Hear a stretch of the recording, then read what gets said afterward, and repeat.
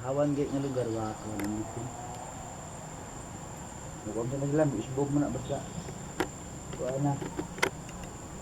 Init na lang pisto. Banay din sila.